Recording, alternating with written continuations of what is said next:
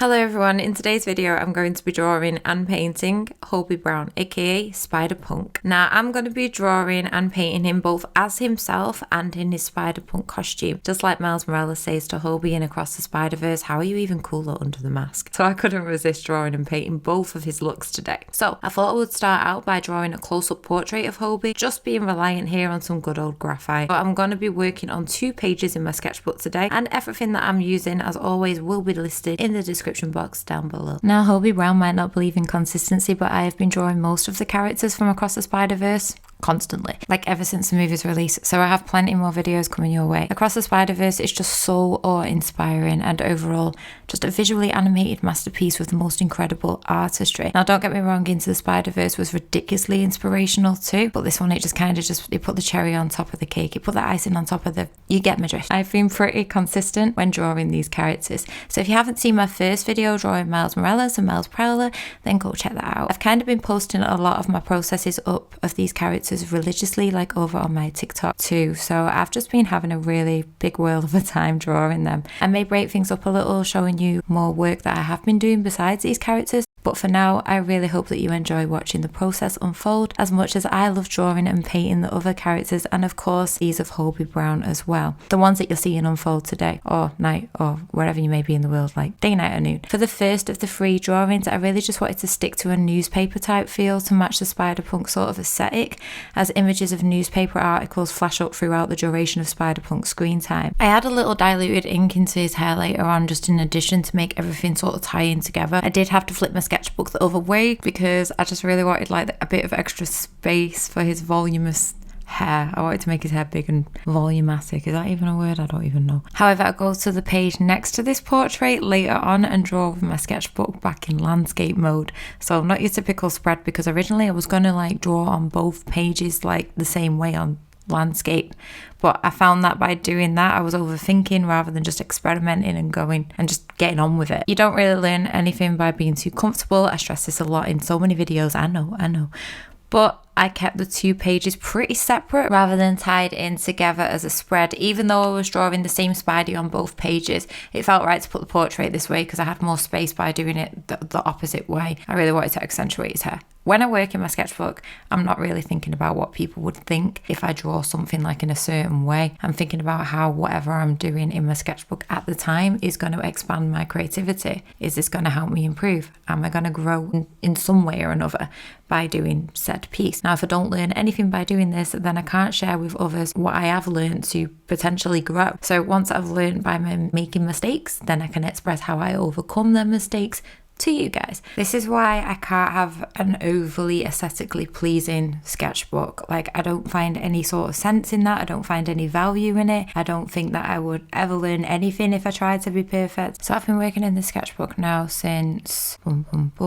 beginning of this year, and I made a promise to you guys that I would not buy another single sketchbook until this one and another little one that I've got was completely completed. So I'm sticking to that, even if I make mistakes along the way. I kind of go through phases of if one page doesn't look good, then I've got a habit of thinking, then the whole sketchbook is going to totally look out of whack, and then I have to rearrange my mindset and think, Jess, but you're working on yourself, you're working on your inner self to become a better artist and to achieve better and, greater things. And although I'm at a comfortable stage with like my skill set in general, and I have worked on like quite a lot of commissions now, I'm at the stage where I'm still carrying on in a sketchbook by seeing what other things I can come up with. So I guess it's not more developing a skill set, so to speak, it's more of a experimental process now, and some of those experiments go absolutely flips up. It happens, and I've had to come to the acceptance of that, because if I don't accept that, I'm never going to complete a sketchbook. So this sketchbook has not been easy, to say the least, but I am not going to give up on it. There is no way, because the last thing that I want is another sketchbook sitting on another sketchbook pile collecting dust somewhere. It's not going to happen this time. Nope. I don't feel that I need to overly explain what's going on here. I'm working with the graphites, layering up, taking some graphite away to add in some key highlights with the eraser, and then I'm accentuating softer areas with the blending stump. So a lot of it's just a repeat of what you guys saw in the last video. There's not much difference between the two videos here today. I'm sort of repeating that process but in a different way, and I'm bearing in mind the key fundamentals when it comes to different face shapes and of course different characters that I'm working on. I particularly love drawing Hobie because of his hair. I'm raving on about the hair, but yeah, I loved that. I loved his jacket as well, and he has like a very, very strong prominent look, like a very chiseled jawline, so all of which I was taking into account. I don't know whether in the future I'm gonna like sort of take my own stylistic approach, but first of all I just wanted to see that I could definitely get this character down on paper. So maybe in the future I might take a stylistic approach to all the characters that I have drawn so far. I would definitely like to revisit drawing them. Each character is uniquely different. It's difficult to explain as well on here, but I might just accentuate and take a more stylistic approach. And I think the best way to do this in the future would be by taking the characters to Procreate and redrawing them in my style, because I think style is something that I've struggled with over the years, although, you know, it's my full-time job. I'm an artist, but yeah, I really want to get into more of a stylistic approach and stylizing things, which I obviously know how to do that. Have I been brave enough? Gonna take the leap this year. It's about time that I pulled my finger out of my butt and just did that. It is to my belief that developing like a signature style, a signature look can be quite tricky to do. I hold my hands up, it has been quite a struggle for me. Like, my brain just functions as in I look at it, I see it, and then I draw it, and I draw as close to the reference as possible. I have drawn out of my own imagination. I mean, I did that again at the beginning of this year or the end of last year, it was one or the other, which was the bayou. I drew this like cabin in the bayou that was straight out of my noggin using multiple reference photos, but my brain kind of clarified it into what I was potentially seeing. So I want to do more of that. I want to take something from nothing out of my own noggin. I gotta pull that sort of stylistic flow back out. Sometimes it's there and sometimes it's a bit rusty. Am I making sense, people? I don't know. Like I say, it is so difficult to explain, but now I need to start mixing things up a bit. That's the purpose of this sketchbook that I'm working in,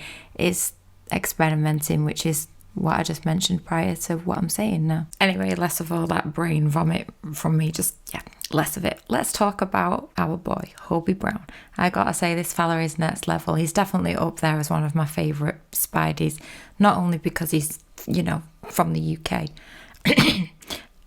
I'm going to end up saying this in every video about every Spidey. I just love them all. This dude though is epic. I mean, come on, there's nothing wrong with being against authority and corrupt organisations. This guy he's definitely that. Everything about Hobie's character, though, Spider-Punk's character, is just like insanely unique. I mean, his colour changes depending on what mood he's in. You know what's niggled me though recently? I bought majority of the Spidey characters in Funko Pops, yeah?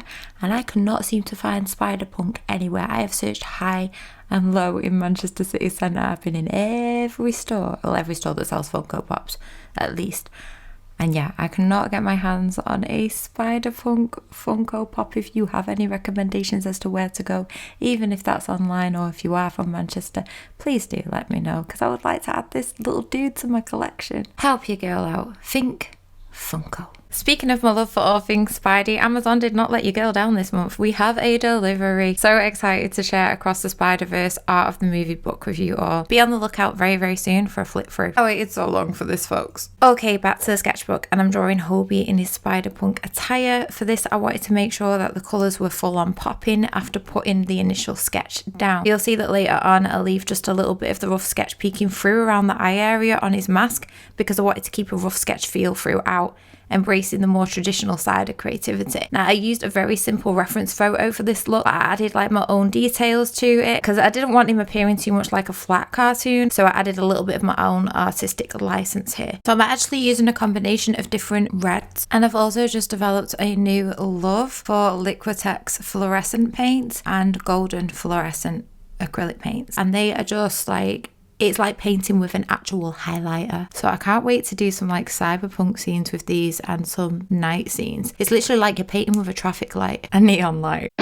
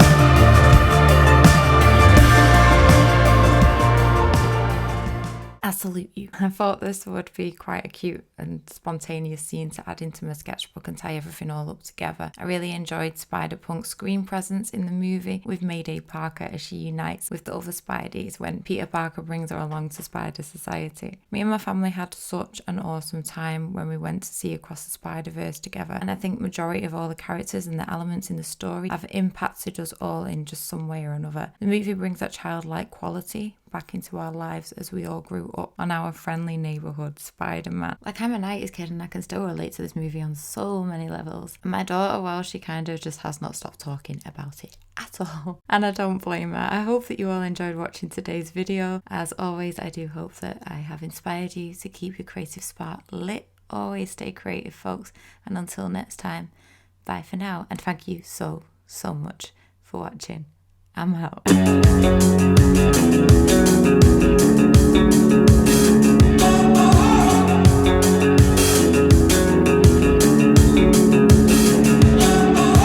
Highly sedated.